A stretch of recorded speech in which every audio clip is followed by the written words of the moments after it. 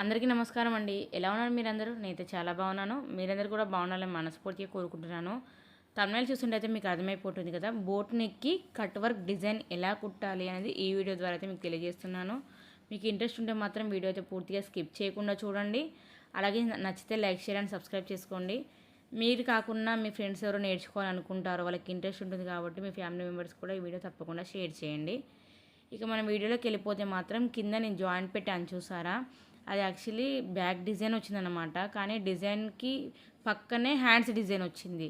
కాబట్టి హ్యాండ్స్ పొడుగానే సరిపోకపోయేసరికి ఇక వేరే సపరేట్గా వేద్దాము, కొంచెం డిజైన్ కూడా కొంచెం వేరేలా కనిపిస్తుంది అని చెప్పి మా బ్లౌజ్ పీస్ మెయిన్ ఫ్యాబ్రిక్ ఏదైతే ఉంటుందో దానికి కింది భాగం మట్టికి మన నడుం భాగం దగ్గర ఒక 5 ఇంచుల మట్టికి అలా సపరేట్గా వర్క్ ఎంతవరకు ఉందో అంతవరకు అయితే వర్క్ కట్ చేశాను అన్నమాట. కట్ చేసి పక్క పెట్టాను.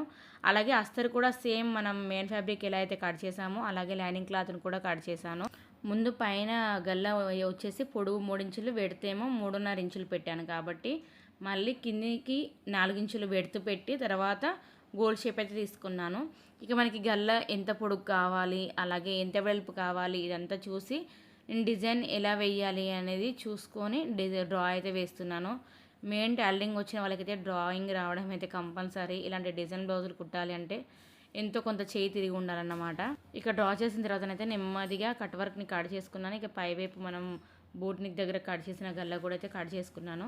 ఇప్పుడు వచ్చేసి ఇక మెయిన్ ఫ్యాబ్రిక్ మీద వేసి అటు ఇటు జరగకుండా పెద్ద కుట్టు పెట్టి కుట్టు వేసుకోవడమే. ఈ మధ్యలో చూస్తే కొన్ని వీడియోస్ చూస్తున్నాను, మనకి క్లాత్ అలా ఇలా జరగకుండా ఫెవికోల్ పెట్టి అంటించి ఇవన్నీ చేస్తున్నారు. కానీ దానికంటే నాకు కుట్టు వేసుకోవడం బెటర్ అనిపిస్తుంది. ఎందుకంటే ఆ క్లాత్ని తీసి అది అతుకు పెట్టి మళ్ళీ అదే టైం ప్రాసెస్ ఉంటుంది. మరి ఇంకా దానికి ఎక్కువ టైం పట్టుతుంది అనిపిస్తుంది. దీనికైతే నార్మల్గా మనం పిన్స్ అటు ఇటు జరిపి పెట్టుకున్నామా, వెంటనే కుట్టేసుకున్నామా, పెద్ద కుట్టు పెట్టి అయితే అయిపోతుంది. కానీ ఇంకా దానికి లాంగ్ ప్రాసెస్ అనిపించింది. కుట్టు వేసుకోవడం బెటర్ అనిపించింది. నేనైతే మ్యాక్సిమం కుట్టే వేసుకుంటాను. మీరు కూడా నాలాగే అటు ఇటు జరగకుండా కుట్టేస్తారా, లేకుంటే అలా ఫెవికోల్ పెట్టి అతుకు పెడతారా ఏంటి అనేది కామెంట్ చేయండి. అలాగే చూస్తున్నారు కానీ కామెంట్స్ అయితే ఏం రావట్లేదు. మీరు టైలరింగ్ నేర్చుకోవాలనుకునే వాళ్ళు చూస్తున్నారా, లేకుంటే టైలరింగ్ చేసే వాళ్ళు చూస్తున్నారా అనేది కూడా కామెంట్ చేయండి. చూస్తున్నాను కదా, కట్ వర్క్ అంటే చాలా కష్టం అండి. మనకైతే మెయిన్ మెడల్ దగ్గర నొప్పి వస్తుందన్నమాట. మా కస్టమర్స్కి ఏముంది చెప్పేవాళ్ళు చెప్తారు, కానీ మనకి కుట్టాలంటే కొంచెం ఇబ్బందిగానే ఉంటుంది. కట్ వర్క్ కుట్టాలంటే ముందుగా అయితే పెద్దగా కుట్టు వేసుకున్న తర్వాత మళ్ళీ మనం యథావిధిగా కట్ వర్క్ ఎలా ఉందో అలా కట్ చేసుకోవాలి. నేను ఈ పాదం రీసెంట్గా మీషోలో తీసుకున్నానండి. ఒకటే పాదం అన్నమాట. మధ్యలో బోలోట్ వస్తుంది. ఆ బోలోట్ ఇటు సైడ్కి జరిపితేనేమో సింగిల్ పాదం లెఫ్ట్ సైడ్ వస్తుంది, రైట్కి జరిపితేనేమో రైట్ పాదం వస్తుంది అన్నమాట. కొంచెం ఈజీగా ఉంటుంది. ఊకే మనకి పాదాలు మార్చడం ఇబ్బంది అవుతుంది అని తీసుకున్నాను. నాకు బాగానే అనిపించింది. ఒకవేళ మీకు ఇలాంటి ఫుడ్ కావాలంటే మాత్రం కామెంట్ చేయండి. నేను లింక్ అయినా ఇస్తాను, లేకుంటే కమ్యూనిటీ ట్యాబ్లోనైనా లింక్ అనేది షేర్ చేస్తాను. టైలర్స్కి అయితే బాగా యూజ్ అవుతుంది. మనకు కొంచెం టైం సేవ్ అవుతుంది అన్నమాట మెయిన్ అంతే.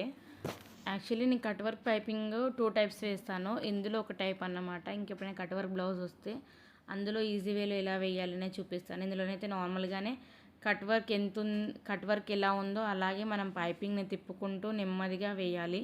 పైపింగ్ క్లాత్ని కానీ లేకుంటే బ్లౌజ్ క్లాత్ని కానీ గుంజకుండా పైపింగ్ షేప్ అదే కట్ వర్క్ షేప్ తీసుకుంటూ మనం నెమ్మదిగా కుట్టాలి. ఇది కొంచెం టైం టేకింగ్ ప్రాసెస్ అన్నమాట. కానీ కొంచెం కొత్త వాళ్ళకైతే ఈజీగా అర్థమవుతుంది ఈ మెథడ్లో అని చెప్పి అయితే చూపించాను. నెక్స్ట్ వీడియోలో నేనైతే ఈజీ వేలో ఇంకా ఎలా వేయవచ్చు కట్ వర్క్ పైపింగ్ అనేది చూపిస్తాను. ఇక పైపింగ్ వేసిన తర్వాత యాస్టీస్ ఇక మనకి ఎక్కడెక్కడైతే మనకి రౌండ్ షేప్ ఉంటుందో అక్కడ కట్స్ పెట్టుకోవడం అయితే అది ఆనవాయితీనే కదా. చూసారు కదా, ఈ కట్స్ పెట్టుకుంటున్నాను. కట్స్ పెట్టుకున్న తర్వాత వెనుక తిప్పి కుట్టడం అది ఇంకొక పెద్ద ప్రాసెస్ అనమాట. అదే మెయిన్ టాస్క్ అనమాట. ఫస్ట్ అయితే ఆ సైడ్కి పెట్టేసి కట్ చేసుకున్న తర్వాత ఇప్పుడు పైపింగ్ వేయాలి కాబట్టి పైపింగ్ ఫుట్ కొంచెం ఇటు జరిపానని ఇక పైపింగ్ వేసుకుంటానని మళ్ళీ పైపింగ్ కోసం రెడీ చేసుకుంటున్నాను. ఇలా పైపింగ్ వేసి జాయింట్ చేయడం వల్ల కొంచెం లుక్ కూడా బాగుంటుంది. జాయింట్ చేసాము అన్నట్టు కనిపించదు, డిజైన్ లాగా అనిపిస్తుంది అని చెప్పి పైపింగ్ అయితే వేసాను. ఇక వెనుక వైపు మనం మలిచి కుట్టుకోవడమే, ఫినిషింగ్ కుట్టు వేసుకోవడమే. అక్కడ పైపింగ్ వేసిన తర్వాత బోట్ నెక్కి కూడా పైపింగ్ వేసి అలాగే షోల్డర్స్ అయితే జాయింట్ పెట్టుకున్నాను. ఇప్పుడు కట్ వర్క్ పైపింగ్ వేసుకున్నాం కదా, అది వెనుక వైపు ఎలా మలిచి కుట్టాలి అనేది చూపిస్తున్నాను. వెనుక వైపు మలిచి కుట్టుకోవడం అయితే అది కూడా పెద్ద టాస్కేనండి. ఎందుకంటే అటువైపు మనకి క్లాత్ ఎక్కువగా రాకుండా చూసుకోవాలి. మధ్యలో లైట్ వెళ్ళిపోయింది, నేను మళ్ళీ లైట్ పెట్టాను. నేను వీడియో ఆన్ చేశాను కానీ చూసుకోలేదు. లైట్ అలాగే ఆన్ ఉండడం వల్ల వేడి అనిపిస్తుంది అన్నమాట. అందుకని నాకు లైట్ ఆఫ్ చేసుకున్నాను, మళ్ళీ ఆన్ చేయడం మర్చిపోయాను. చూసారు కదా ఎంత ఇబ్బంది అవుతుందో. కొంచెం కట్ వర్క్ బ్లౌజ్ అంటేనే అదొక పెద్ద టాస్క్, అందులోనూ పైపింగ్ అంటే ఇంకో పెద్ద టాస్క్ అన్నమాట.